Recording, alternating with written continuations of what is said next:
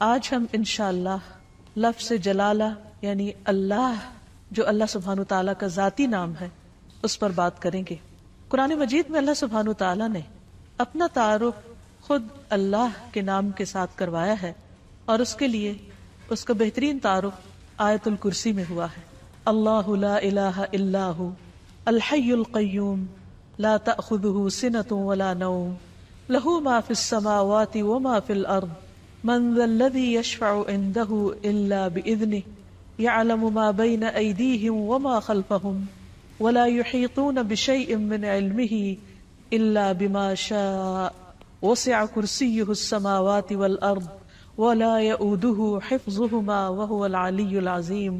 اللہ وہ ہے کہ اس کے سوا کوئی معبود نہیں، زندہ ہے، ہر چیز کو قائم رکھنے والا ہے، نہ اسے اونگ آتی ہے اور نہ نیند، جو کچھ بھی آسمانوں اور زمین میں ہے اسی کا ہے۔ کون ہے جو اس کے پاس اس کی اجازت کے بغیر سفارش کرے؟ وہ جانتا ہے جو کچھ ان کے سامنے ہے اور جو ان کے پیچھے ہے، اور وہ اس کے علم میں سے کسی چیز کا احاطہ نہیں کر سکتے مگر جتنا وہ خود چاہے۔ اس کی کرسی آسمان و زمین پر چھائی ہوئی ہے اور اسے ان دونوں کی حفاظت نہیں تھکاتی۔ وہ سب سے بلند اور سب سے بڑا ہے۔ یہ ہے اللہ رب العالمین۔ لفظ اللہ سبحانہ تعالیٰ کا ذاتی نام صرف اللہ ہی کے لیے مخصوص ہے۔ پوری کائنات میں اللہ کے نام سے سوائے اس کے کوئی بھی نہیں جانا جاتا، کسی اور کا یہ نام ہے ہی نہیں۔ هل تعلم له سمیہ؟ نہیں، یہ نام ایک انتہائی خوبصورت نام ہے۔ اگر اس کی تحریر پر آپ غور کریں تو اس کے ساری شیپ اوپر کو اٹھتی ہوئی جاتی، جو اپنی تحریر کے اعتبار سے بھی اللہ سبحانہ تعالیٰ کی عظمت اور بلندی پر دلیل ہے۔ اس کو اسم الجلالہ، اللہ کا عزت والا نام، بلند نام، جلیل القدر نام، جو اسماء حسنہ میں سے سب سے عظیم اور اعلیٰ ہے، صرف اسی کا ہے۔ اس کے لغوی معنی کیا ہے؟ اس کا مطلب کیا ہے؟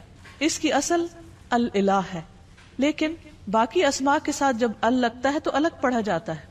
لیکن سبحان اللہ سبحانہ تعالیٰ کے اس نام میں ال اس کا حصہ بن چکا ہے، یعنی اللہ بجائے اس کے کہ ہم کہیں الالہ، وہ خاص الہ، کیا کہا جاتا ہے؟ اللہ۔ عربی لغت میں یہ لفظ 4 معنوں میں استعمال ہوتا ہے۔ نمبر 1 المعبود، یعنی اللہ کون ہے؟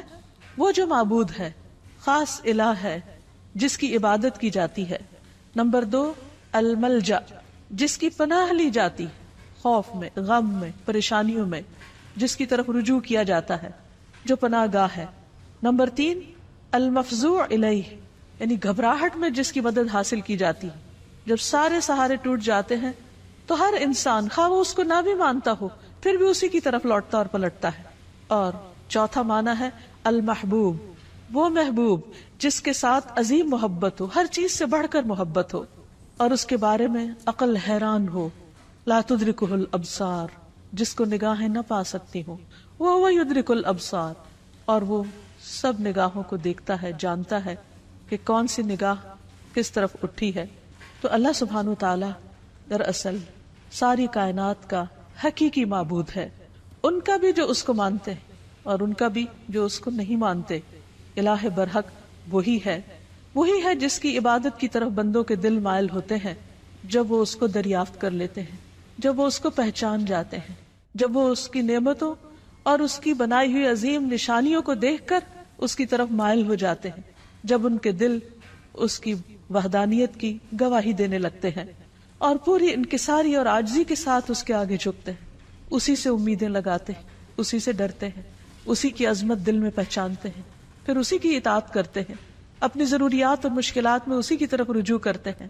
وہ وہی الہ برحق ہے جو عرش سے لے کر اس ٹھہری ہوئی زمین کی گہرائیوں تک واحد الہ ہے، جس کے سوا کوئی اور الہ نہیں ہے۔ وہ عظیم و برتر ہے اپنی صفات میں اور ان کی بڑائی اور کمال اور جلال میں اور جمال میں۔ اس کے جتنے بھی نام ہیں، اس کی جتنی بھی صفات ہیں، وہ سب اسی کی طرف لوٹتی ہیں، یعنی اس کے ذاتی نام اللہ کی طرف۔ اس کا کوئی شریک نہیں، کوئی اس کے مشابہ نہیں، کوئی اس کے ہم مثل نہیں، کوئی اس کا ہمسر نہیں، کوئی اس کا مددگار نہیں۔ وہ ہر لحاظ سے کامل ہے۔ اللہ جو دلوں کے لیے باعث راحت، جس کا ذکر، جس کا تصور جس کا خیال اور جس پر ایمان دلوں کے اطمینان کا ذریعہ ہے۔ انسان جب اس کو دریافت کر لیتا ہے، جب اس کو پا لیتا ہے، جب اس کو پہچان لیتا ہے تو پھر ہر چیز سے بے نیاز ہو جاتا ہے۔ اللہ جل جلالہ کا یہ نام قرآن مجید میں سب سے زیادہ استعمال ہوا ہے۔ 2500 سے زیادہ بار لفظ اللہ قرآن مجید میں مختلف جگہوں پر آیا ہے، مختلف آیات میں، اور جس آیت میں اللہ سبحانہ تعالیٰ کا تعارف کروایا گیا وہ آیت الکرسی قرآن مجید کی سب سے بڑی آیت شمار ہوتی ہے۔ ابی ابن کعب سے مروی ہے کہ نبی صلی اللہ علیہ وسلم نے ایک مرتبہ ان سے پوچھا کہ قرآن کریم میں سب سے عظیم آیت کون سی ہے؟ انہوں نے کہا اللہ اور اس کا رسول جانتے۔ نبی صلی اللہ علیہ وسلم نے ان سے پھر کئی بار پوچھا تو اس پر انہوں نے عرض کیا آیت الکرسی۔ اس پر آپ بہت خوش ہوئے اور فرمایا کہ ابو المنذر تمہیں علم مبارک ہو، یعنی واقعی تمہارے پاس علم ہے، تم جانتے ہو کہ اللہ کون ہے، اور اس کا تعارف قرآن مجید میں جس آیت میں ہے وہ آیت اسی بنا پر سب سے بڑی آیت شمار ہوتی ہے۔ پھر ہر رسول نے اپنی اپنی امت کو اللہ ہی کی عبادت کی طرف بلایا، اسی الہ کی طرف متوجہ ہونے کے لیے کہا۔ قرآن مجید سے ہمیں پتہ چلتا ہے کہ جس قوم میں بھی کوئی نبی جو آیا اس نے لوگوں کو اللہ کی عبادت ہی کی دعوت دی۔ ارشاد باری تعالیٰ ہے وَلَقَدْ بَعَثْنَا فِي كُلِّ أُمَّةٍ رَسُولًا أَنِ اعْبُدُوا اللَّهَ وَاجْتَنِبُوا الطَّاغُوتَ۔ ہم نے ہر امت میں ایک رسول بھیجا جو انہیں یہی کہتا تھا کہ لوگوں اللہ کی عبادت کرو اور طاغوت سے بچو، یعنی غیر اللہ کی عبادت سے بچو۔ نبی صلی اللہ علیہ وسلم نے بھی لوگوں کو اللہ سبحانہ تعالیٰ ہی کی عبادت کی طرف بلایا۔ ربیہ بن عباد دیلمی سے روایت ہے، یہ وہ صحابی ہیں جنہوں نے جاہلیت کا زمانہ بھی پایا اور پھر مسلمان ہو گئے، تو یہ کہتے ہیں کہ انہوں نے نبی صلی اللہ علیہ وسلم کو ذو المجاز نامی بازار میں دیکھا۔ آپ لوگوں کو لا الہ الا اللہ کی دعوت دے رہے تھے اور فرما رہے تھے کہ یا ایھا الناس قولوا لا الہ الا اللہ تفلحوا، اے لوگو لا الہ الا اللہ کہہ دو تو تم فلاح پا جاؤ گے۔ وہ کہتے ہیں کہ آپ صلی اللہ علیہ وسلم گلیوں اور بازاروں میں داخل ہو رہے تھے، لوگ آپ کے پیچھے جاتے، آپ کے ارد گرد جمع ہو جاتے، کوئی ان سے کچھ نہیں کہہ رہا تھا اور آپ خاموش ہوئے بغیر اپنی بات دہرائے چلے جا رہے تھے، اے لوگو لا الہ الا اللہ کہہ دو فلاح پا جاؤ گے، اے لوگو لا الہ الا اللہ کہہ دو فلاح پا جاؤ گے۔ گویا انسان کی کامیابی، اس کی نجات، اس کی فلاح کا انحصار اس بات پر ہے کہ وہ ایک اللہ کو اپنا معبود سمجھے اور اس پر ایمان لے آئے۔ یہی سٹیپنگ سٹون ہے سیدھے راستے کی طرف، کامیابی کی طرف۔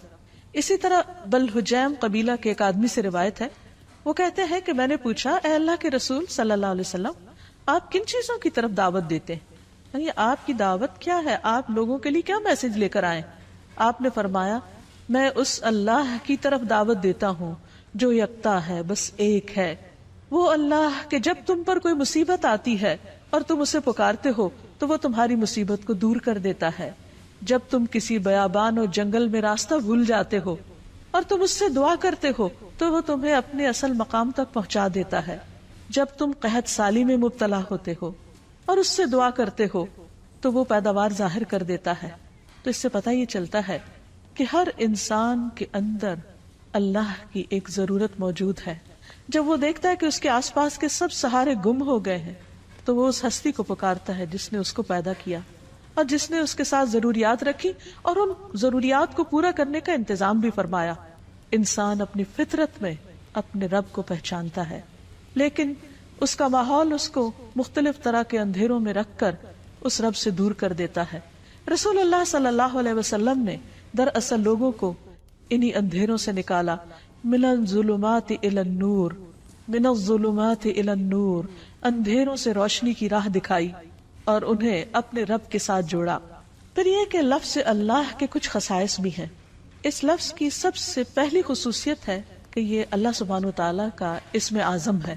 امام غزالی کہتے ہیں کہ جان لو کہ یہ نام 99 ناموں میں سب سے زیادہ عظیم ہے، کیونکہ یہ اس ذات الہیہ پر دلالت کرتا ہے جو تمام صفات الہیہ کو جمع کرنے والی ہے۔ یہ اس ذات کا نام ہے جس کی ساری صفات ہیں، یہاں تک کہ کوئی بھی صفت اس سے جدا نہیں ہوتی، یعنی باقی ساری صفات اسی کی ہیں، یعنی اللہ سبحانہ وتعالی کی۔ پھر ہم دیکھتے ہیں کہ یہ نام ہر حدیث میں وارد ہوا ہے۔ نبی صلی اللہ علیہ وسلم کی جتنی بھی حدیثیں، ان کے شروع میں ہر جگہ آتا ہے قال رسول اللہ صلی اللہ علیہ وسلم یا عن النبی صلی اللہ علیہ وسلم. تو حدیث کا جتنا بھی ذخیرہ ہے، جتنا بھی خزانہ ہے، اس میں سے ہر حدیث میں اللہ سبحانہ وتعالیٰ کا نام آتا ہے، اسی کی طرف نسبت جاتی ہے. پھر اسی طرح تمام اسماء حسنہ کی نسبت اللہ کی طرف ہے. وَلِلَّهِ الْأَسْمَاءُ الْحُسْنَى، اور اللہ ہی کے لیے ہیں سارے اچھے اچھے نام. فَادْعُوهُ بِهَا، بس تم اس کو ان ناموں کے ساتھ پکارو. یعنی کیسے کہا جاتا ہے؟ اللہ کون ہے؟ وہ جو الرحمن، الرحیم، القدوس، السلام ہے. یعنی یہ سب اللہ کے نام ہیں. یہ نہیں کہا جاتا کہ اللہ الرحمن کا نام ہے یا اللہ العزیز کا نام ہے. نہیں، العزیز اور الرحمن دراصل اللہ سبحانہ وتعالیٰ کے نام ہیں یا اس کی صفات ہیں. پھر یہ ہے کہ یہ نام سب سے زیادہ پکارا جاتا ہے. مثلاً دعاؤں کو اگر ہم دیکھیں، نبی صلی اللہ علیہ وسلم نے اللہ سبحانہ وتعالیٰ کو جن ناموں سے پکارا ان میں سب سے زیادہ یہی نام آتا ہے اللہم کے ساتھ. خود درود شریف کا آغاز بھی اللہم کے ساتھ ہوتا ہے. تو اللہ ہے، اللہ تو میم آخر میں جو مشدد ہے، یہ کیا چیز ہے؟ یہ دراصل عربی کا ایک قاعدہ ہے، شروع میں یا کا لفظ لگانے کی بجائے آخر میں میم کا مطلب ہے یہاں پر یا. جیسے ہم کہتے ہیں یا اللہ، تو اسی طرح اللہم کا مطلب ہے اے اللہ. حسن بصری کہتے ہیں اے اللہ دعاؤں کے مرکز. جب مانگنے والا کہتا ہے یا اللہ میں تجھ سے سوال کرتا ہوں، گویا وہ یہ کہتا ہے کہ میں اس اللہ سے دعا کرتا ہوں جس کے سب اچھے اچھے نام ہیں اور جس کے بلند نام اور بلند صفات ہیں. پھر یہ بھی یاد رکھیے کہ مخلوق میں سے کسی کے اندر آج تک جرت نہیں ہوئی کہ وہ اپنا یا کسی اور کا نام اللہ رکھ دے. اللہ سبحانہ وتعالیٰ نے سب کی زبانیں پکڑ رکھی کہ یہ نام اس کے سوا کوئی اور رکھ ہی نہیں سکتا، یہ صرف اسی کی خصوصیت ہے. اور پھر یہ کہ تمام امتیں اس نام سے متعارف ہیں، کوئی اس نام کا انکار نہیں کرتی. پھر اسی طرح ہم دیکھتے ہیں کہ ہماری نماز کے ہر ایکشن میں یہ نام لیا جاتا ہے. مثلا نماز کا آغاز ہوتا ہے تکبیر تحریمہ سے. آغاز میں پہلا لفظ ہی کیا ہے؟ اللہ اکبر، اللہ سب سے بڑا ہے. پھر دعا استفتاح ہے، اس میں آتا ہے سبحانک اللہم و بحمدک، اللہ کا نام ہے. رکوع میں ہم جو دعائیں مانگتے ہیں ان میں سے دعا ہے سبحانک اللہم ربنا و بحمدک. پھر قوما میں جب کھڑے ہوتے ہیں سمع اللہ لمن حمدہ. پھر سجدے میں جاتے ہیں تو کہتے ہیں اللہم لک سجدت، اے اللہ میں نے تیرے لیے سجدہ کیا. پھر تشہد کی دعاؤں میں سے ہے اللہم اغفر لی ما قدمت وما اخرت وما اسررت وما اعلنت، اے اللہ مجھے بخش دے جو بھی میں نے پہلے گناہ کیے، جو بعد میں کیے، جو چھپ کے کیے اور جو ظاہری طور پر کیے. پھر نماز کے اختتام کس پر ہوتا ہے؟ السلام علیکم ورحمۃ اللہ. اس میں بھی اللہ کا نام لیا جاتا ہے. تو گویا پورا دن ہم اس کی تکرار کرتے رہتے ہیں، نمازوں کے اندر بھی اور نمازوں کے باہر بھی.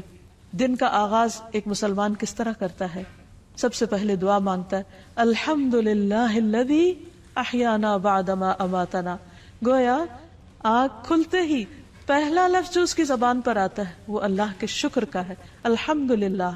پھر اسی طرح مختلف کام کاج کرتے ہوئے اگر چھینک آ جاتی ہے تو الحمدللہ. کسی اچھی چیز کو دیکھتا ہے انسان تو سبحان اللہ، اللہ کی قدرت یاد آتی ہے.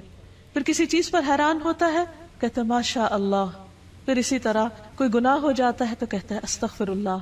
بلندی کی طرف چڑھنے لگتا ہے تو کہتا ہے اللہ اکبر. نیچے کو اترنے لگتا ہے تو کہتا ہے سبحان اللہ. پھر اسی طرح دن کے سارے کام کاج کرتے ہوئے جب رات کو سونے لگتا ہے تو دائیں طرف لیٹتے ہوئے اپنا دایاں ہاتھ اپنے دائیں گال کے نیچے رکھ کر اپنے رب کو پکارتا ہے اللہم بسمک اموت و احیا. پھر اسی طرح اس نام کی کچھ اور خصوصیات ہیں، اور وہ یہ کہ عربی میں قسم کے لیے جو تا استعمال ہوتی ہے وہ صرف اسی نام پر وارد ہوتی، تاللہ. پھر اسی طرح اس لفظ کا خاصہ یہ ہے کہ الحمد کا استعمال صرف اللہ کے ساتھ ہوتا ہے. یہ نہیں ہوتا الحمد الرحمن، الحمد للرحمن یا الحمد للرحیم، نہیں، الحمد للہ. اسی طرح باقی بھی بہت سے جب ہم دعائیں اللہ تعالیٰ سے مانگتے ہیں یا اللہ تعالیٰ کی تعریف بیان کرتے ہیں تو لفظ اللہ ہی کے ساتھ کر رہے ہوتے ہیں. پھر اس نام کی بہت سی برکات بھی ہیں.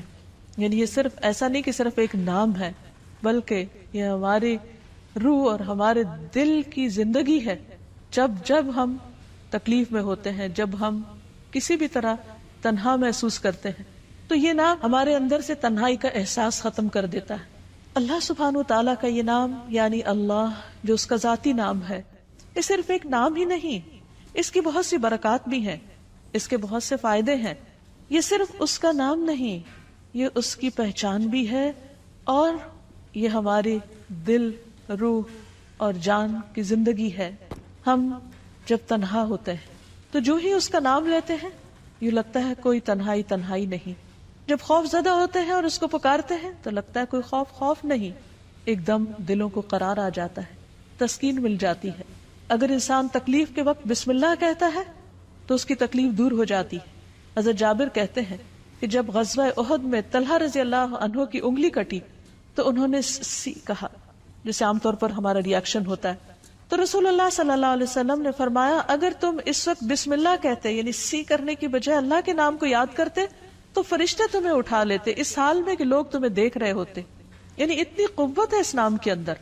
پھر اسی طرح ہم ہر کام کے شروع میں بھی بسم اللہ پڑھتے ہیں اور اس سے اس کام میں برکت ہو جاتی. مثلا کھانا کھاتے وقت اگر کھانا بسم اللہ سے شروع کیا جائے تو اس کھانے میں برکت ہو جاتی.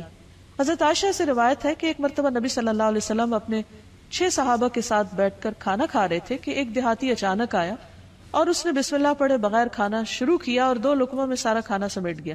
تو آپ صلی اللہ علیہ وسلم نے فرمایا اگر یہ بسم اللہ پڑھ لیتا تو تم سب کو یہ کھانا کفایت کر جاتا. یعنی اگر بسم اللہ سے یہ آغاز کرتا تو 6 میں اگر 7واں بھی شامل ہو جاتا تو سب کی بھوک دور ہو جاتی. اور اس موقع پر آپ نے یہ تعلیم دی کہ جب تم میں سے کوئی شخص کھانا کھائے تو اسے اس پر بسم اللہ پڑھ لینی چاہیے، اور اگر وہ شروع میں بسم اللہ بھول جائے تو یاد آنے پر بسم اللہ ہی اولہ و آخرہ پڑھ لیا کرے. وحشی بن حرب اپنے والد سے اور وہ ان کے دادا سے روایت کرتے ہیں کہ ایک مرتبہ ایک شخص نے کہا کہ ہم کھانا تو کھاتے ہیں لیکن ہماری بھوک ختم نہیں ہوتی.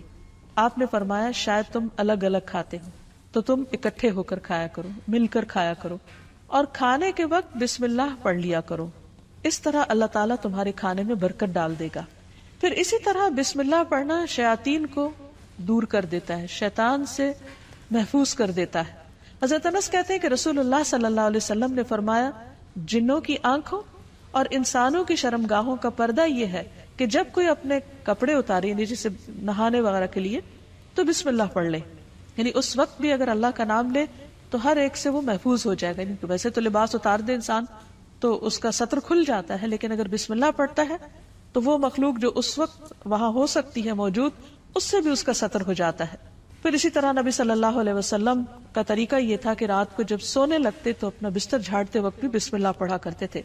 ابو ہریرہ کہتے ہیں کہ رسول اللہ صلی اللہ علیہ وسلم نے فرمایا جب تم میں سے کوئی اپنے بستر پر جائے تو اپنے تہبند کے پلو سے یعنی اس کا ایک کونا پکڑے اور اس سے اپنے بستر کو جھاڑے اور ساتھ بسم اللہ پڑھے، کیونکہ وہ نہیں جانتا کہ کون اس کے بعد اس کے بستر پر آیا. ہو سکتا ہے کوئی ایذا دینے والا، تکلیف دینے والا کیڑا مکوڑا ہو. تو جب اللہ کا نام لیا جائے گا تو کوئی چیز اس کو رات سوتے وقت نقصان نہیں دے گی. لیکن اس کے برعکس جب کوئی شخص اللہ کا نام نہیں لیتا تو پھر وہ کئی قسم کے نقصان اٹھا سکتا ہے. مثلا کھانے میں اگر بسم اللہ نہیں پڑھی تو وہ چیز شیطان کا رزق بن سکتی. ابن عباس کہتے ہیں رسول اللہ صلی اللہ علیہ وسلم نے فرمایا کہ ابلیس نے کہا اے رب تو نے اپنے ساری مخلوق کا رزق واضح طور پر بتا دیا ہے، تو میرا رزق کہاں، میں کیا کھاؤں گا؟ فرمایا ہر وہ چیز جس پر میرا نام نہ لیا جائے وہ تمہارا رزق ہے. تو اس سے آپ اندازہ لگائیے کہ ہم جب کھانے پر اللہ کا نام نہیں پڑھتے تو یہ معمولی سی بات نہیں ہے، ہم دراصل اپنا ہی کھانا اپنے دشمن کو کھلا رہے ہوتے ہیں. پھر اسی طرح جب انسان گھر میں داخل ہوتا ہے تو گھر میں داخل ہوتے وقت اگر اللہ کا نام نہیں لیتا اور کھانا کھاتے وقت اللہ کا نام نہیں لیتا تو شیطان کہتا ہے کہ آج اس گھر میں تمہارے لیے کھانا بھی ہے اور رات گزارنے کی جگہ بھی ہے. لیکن اگر بسم اللہ پڑھتا ہے انسان تو وہ کہتا ہے کہ آج اس گھر میں نہ کھانا ہے اور نہ تمہاری رات گزارنے کی جگہ ہے. پھر اسی طرح جس مجلس میں اللہ کا نام نہ لیا جائے وہ مجلس قیامت کے دن انسان کے لیے حسرت کا باعث بنے گی. رسول اللہ صلی اللہ علیہ وسلم نے فرمایا جو لوگ کسی جگہ پر مجلس کریں لیکن اس میں اللہ کا ذکر نہ کریں وہ ان کے لیے قیامت کے دن حسرت کا باعث ہوگی. اور جو آدمی کسی راستے پر چلتے ہوئے اللہ کا ذکر نہ کرے وہ چلنا بھی قیامت کے دن اس کے لیے حسرت کا باعث ہوگا. جو آدمی اپنے بستر پر آئے لیکن اللہ کا نام نہ لے وہ اس بستر پر آنا بھی اس کے لیے باعث حسرت ہوگا. یعنی زندگی میں کوئی بھی کام کاج کرتے وقت جب اس کام کاج میں اللہ کا ذکر نہیں ہوتا، اللہ کی یاد نہیں ہوتی، اللہ کا نام نہیں ہوتا تو قیامت کے دن ایسے سارے اعمال انسان کے لیے حسرت و یاس کا ذریعہ بن جائیں گے. کیونکہ جس کام کو انسان بسم اللہ پڑھ کر شروع کرتا ہے وہ کام اس کے لیے عبادت ہو جاتا ہے. کھانا کھانا بظاہر صرف دنیا کا ایک کام ہے، یعنی دنیاوی کام، بظاہر دیکھنے میں کوئی عبادت نہیں ہے، لیکن صرف بسم اللہ پڑھ کر جب آغاز کرتا ہے انسان تو وہ سارا کھانے کا عمل اس کے لیے عبادت بن جاتا ہے. اللہ کا نام لے کر انسان اپنے بستر میں جاتا ہے تو وہ سونا عبادت بن جاتا ہے. وہ واک کر رہا ہے، اللہ کا ذکر کر رہا ہے، گھر سے نکلتا ہے بسم اللہ توکلت علی اللہ پڑھتا ہے، وہ گھر سے نکلنا اس کے لیے عبادت بن جاتا ہے اور اس کو شیاطین کے شر اور دیگر شر سے محفوظ رکھنے کا ذریعہ بن جاتا ہے. اللہ سبحانہ وتعالی نے مختلف چیزوں کے ساتھ اپنے اس نام کو رکھ کر انہیں شرف اور عزت بھی بخشا ہے. مثلا بیت اللہ، اللہ کا گھر، یہ نہیں کہ اللہ تعالیٰ وہاں رہتے ہیں، لیکن اس گھر کو عزت اور شرف بخشی اپنے نام کی طرف نسبت دے کر. پھر اسی طرح آپ نے فرمایا نبی صلی اللہ علیہ وسلم نے کہ 3 لوگ اللہ کے وفد ہیں، یعنی اللہ تعالیٰ ان کو اپنا وفد کہتے ہیں، اپنا ڈیلیگیشن. غازی، حج کرنے والا اور عمرہ کرنے والا، ان کو بھی اللہ سبحانہ تعالیٰ نے عزت اور شرف بخشی اپنے نام کے ساتھ. پھر اسی طرح کچھ لوگوں کو اللہ تعالیٰ نے اہل اللہ کہا ہے، یعنی اللہ کے اہل. انس رضی اللہ عنہ سے مروی ہے کہ رسول اللہ صلی اللہ علیہ وسلم نے فرمایا لوگوں میں سے کچھ اہل اللہ ہوتے ہیں. آپ نے پوچھا اہل اللہ کون لوگ ہوتے ہیں؟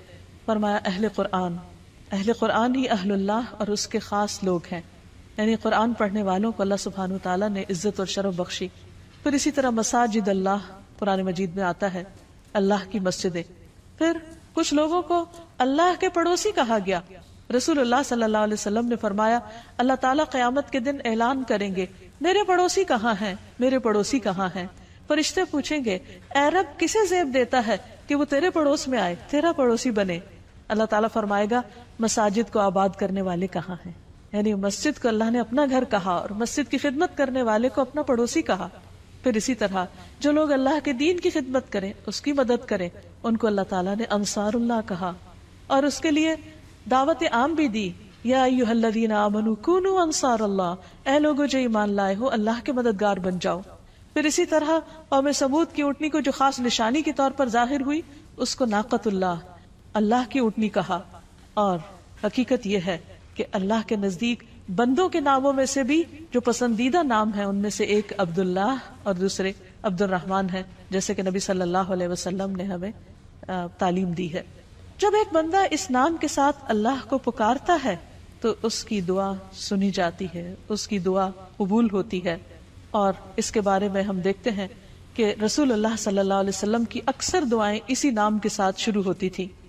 آپ صلی اللہ علیہ وسلم ہر نئے مسلمان ہونے والے کو جو دعا سکھایا کرتے تھے اللہم اغفر لی ورحمنی واہدنی وارزقنی، اے اللہ تو مجھے معاف کر دے، اے اللہ تو مجھ پر رحم فرما اور مجھے ہدایت دے اور مجھے رزق عطا فرما.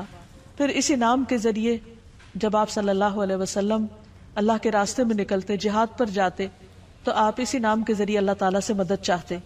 زندگی میں انسان پر بہت سی مشکلات اور بہت سی تکلیفیں آتی رہتی، ایسے میں بعض اوقات انسان ڈپریشن کا شکار ہو جاتا ہے، اسے یہ نہیں پتہ چلتا کہ اب وہ کیا کرے. لیکن اس کا حل نبی صلی اللہ علیہ وسلم نے ہمیں بتایا ہے. حضرت اسماء بنت امیس کہتی ہیں کہ مجھ سے رسول اللہ صلی اللہ علیہ وسلم نے فرمایا کیا میں تمہیں ایسے کلمات بتاؤں کہ جن کو پڑھنے سے غم اور پریشانی دور ہو جاتی ہے، اور وہ ہے اللہ اللہ ربی لا اشرک بہ شیئا، اللہ اللہ ہی میرا رب ہے، میں اس کے ساتھ کسی کو شریک نہیں کرتا. جب انسان کثرت سے اس کی تکرار کرتا ہے تو بڑے سے بڑا رنج اور غم دور ہو جاتا ہے، کیونکہ نبی صلی اللہ علیہ وسلم نے جو بھی ہمیں تعلیم دی ہے وہ دراصل اللہ سبحانہ تعالیٰ ہی نے آپ کو دی تھی، اور اسی کی روشنی میں آپ نے وہ تمام چیزیں ہمیں سکھائیں. اسی طرح حضرت یعقوب علیہ السلام پر جب بہت غم آیا بیٹے کی جدائی کا تو انہوں نے بندوں سے شکوہ شکایت نہیں کی، بلکہ کیا کہا انما اشکو بثی وحزنی الی اللہ، انما اشکو بے شک میں شکوہ کرتا ہوں، بثی وحزنی اپنے رنج و غم کا، الی اللہ صرف اللہ کی طرف. اور حقیقت یہ ہے کہ جب انسان ایسی حالت میں اللہ کی طرف رجوع کرتا ہے تو اللہ سبحانہ وتعالیٰ اپنے غیب کے خزانوں سے اس کی مدد کرتا ہے اور اس کو تنہا نہیں چھوڑتا، اس کو تھام لیتا ہے. لفظ اللہ کے ساتھ پکارنا دعاؤں کی قبولیت کا ذریعہ بنتا ہے. ایک اور روایت سے ہمیں پتہ چلتا ہے، عبداللہ بن بریدہ اسلمی اپنے والد سے روایت کرتے ہیں کہ نبی صلی اللہ علیہ وسلم نے ایک شخص کو دعا میں پکارتے ہوئے سنا اللہم انی اسألک بأنی اشہد انک انت اللہ لا الہ الا انت الاحد الصمد الذی لم یلد ولم یولد ولم یکن لہ کفوا احد. تو آپ نے فرمایا قسم ہے اس ذات کی جس کے ہاتھ میں میری جان ہے، اس نے اللہ کے اس نام کے ساتھ دعا کی ہے جس کے ساتھ دعا کی جائے تو قبول کی جاتی ہے، اور اگر سوال کیا جائے تو عطا کر دیا جاتا ہے. یعنی بندہ اپنے رب سے جو کچھ مانگتا ہے رب اسے عطا کرتا ہے. تو جو شخص اپنے الہ حقیقی کو پہچان لیتا ہے پھر وہ اسی سے مانگتا ہے اور اسی کی عبادت کرتا ہے.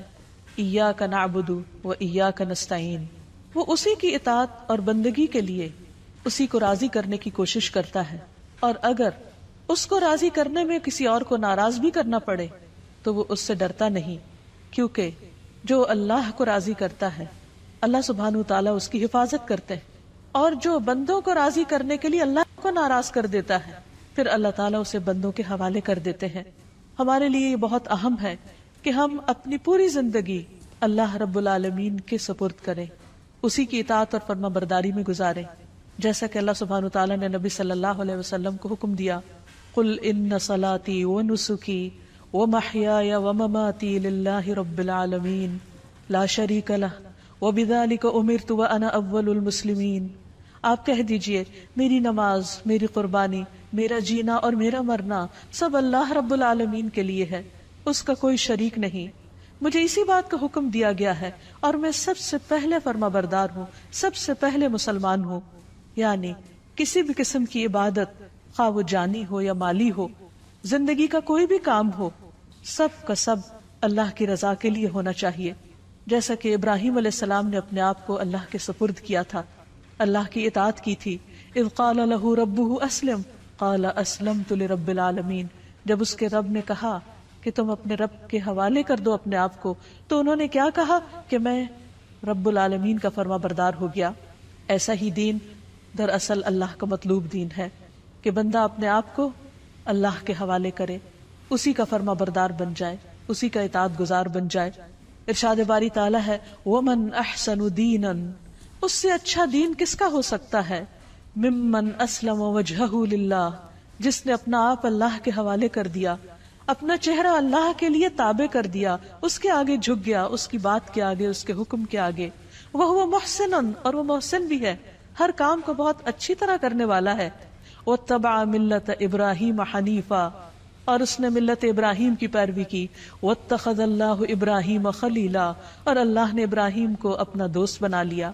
تو جو شخص اللہ کی اطاعت اور فرما برداری کرتا ہے وہ اللہ کا خاص بندہ بن جاتا ہے، اور جو اللہ کا خاص بندہ ہوتا ہے وہ دنیا میں سب سے زیادہ خوش قسمت ہوتا ہے، کیونکہ اسے دنیا کے کسی بڑے کا فیور نہیں، اللہ کا فیور اور اللہ سبحانہ تعالیٰ کی رحمت اور بخشش اور عنایت اور رضا اس کو حاصل ہو جاتی ہے. اور اس سے بڑی کیا چیز ہو سکتی ہے اس شخص کے لیے جو اللہ کو اپنا رب مانتا ہو. اسی لیے ایسا بندہ جب رات کو سونے لگتا ہے تو اپنا سب کچھ اللہ کے سپرد کر دیتا ہے اور یوں اللہ سبحانہ تعالیٰ کے آگے عاجزی اور فریاد کرتا ہے، اللہم اسلمت نفسی الیک ووجہت وجہی الیک وفوضت امری الیک والجأت ظہری الیک رغبتا ورہبتا الیک لا ملجا ولا منجا منک الا الیک آمنت بکتابک الذی انزلت وبنبیک الذی ارسلت. اے اللہ، میں نے اپنی جان تیرے سپرد کی، اپنا چہرہ تیری طرف کر لیا، اپنا معاملہ تیرے سپرد کر دیا، جتنے بھی پریشانیاں غم اور ہم ہیں سب تیرے حوالے کر دی، تو ہی ان کی بہترین ٹیک کیئر کرنے والا ہے. اپنے آپ کو تیری طرف متوجہ کیا، تجھی پر بھروسہ کیا، تیری طرف رغبت اور تیری خوف کی وجہ سے تیرے سوا کوئی جائے پناہ نہیں. میں تیری کتاب پر ایمان لایا جو تو نے نازل کی، تیرے نبی پر ایمان لایا جو تو نے ہی بھیجا. ایسا شخص اگر رات کو فوت ہو جاتا ہے تو وہ فطرت پر ہوتا ہے، اسلام پر ہوتا ہے، وہ دراصل اللہ کے اس فرمان کے تابع ہوتا ہے کہ اس کا سب کچھ اپنے رب کے لیے ہے. اور اگر وہ صبح کرتا ہے تو حدیث میں آتا ہے کہ ایسا شخص خیر پر، بھلائی پر صبح کرتا ہے. حقیقت یہ ہے کہ جو لوگ اللہ کو پہچان لیتے ہیں وہ سب سے بڑھ کر اللہ سے محبت کرنے والے ہوتے ہیں، اور یہی ان کے ایمان کا تقاضا ہوتا ہے. والذین آمنوا اشد حبا للہ، وہ لوگ جو ایمان والے ہیں وہ اللہ کی محبت میں سب سے زیادہ شدید ہوتے ہیں. نبی صلی اللہ علیہ وسلم نے فرمایا، تم میں سے کوئی شخص اس وقت تک مومن نہیں ہو سکتا جب تک اسے اللہ اور اس کے رسول دوسرے سب لوگوں سے زیادہ محبوب نہ ہو جائیں۔ ایسے لوگ صرف محبت ہی نہیں کرتے، وہ اللہ سے ڈرتے بھی ہیں، اور جو اللہ سے ڈرتے ہیں پھر وہ لوگوں سے نہیں ڈرتے، اور جب وہ اللہ سے ڈرتے ہیں تو اللہ کے ڈر سے پھر وہ اللہ کی نافرمانی کے کام چھوڑ دیتے ہیں، پھر ان کی محبت اور ان کی نفرت بھی اللہ ہی کی خاطر ہوتی ہے، پھر وہ اللہ کو کثرت سے یاد کرنے والے ہوتے ہیں اور اس حکم پر عمل کرنے والے۔ یا ایھا الذین آمنوا اذکروا اللہ ذکرا کثیرا، اے لوگ جو ایمان لے آئے ہو اللہ کا ذکر کرو، اللہ کو یاد کرو، کثرت سے یاد کرنا، وسبحوہ بکرۃ واصیلا، اور صبح و شام اس کی تسبیح بیان کرو۔ ایسے ہی لوگ سب سے آگے نکل جانے والے ہیں، ایسے ہی لوگ سب سے آگے بڑھ جانے والے ہیں، اور انہی کا انجام بہترین ہے۔ نبی صلی اللہ علیہ وسلم نے فرمایا مفردون سبقت لے گئے۔ لوگوں نے پوچھا اللہ کے رسول صلی اللہ علیہ وسلم وہ کون ہے؟ آپ نے فرمایا اللہ کا بہت زیادہ ذکر کرنے والے مرد اور عورتیں۔ اللہ سے دعا ہے کہ اللہ تعالی ہمیں ان لوگوں میں شامل کر لے جو سب سے زیادہ اس کو یاد کرنے والے ہیں، کیونکہ اسی میں دلوں کا اطمینان، دلوں کی راحت اور آخرت کی کامیابی ہے۔ وآخر دعوانا ان الحمد للہ رب العالمین۔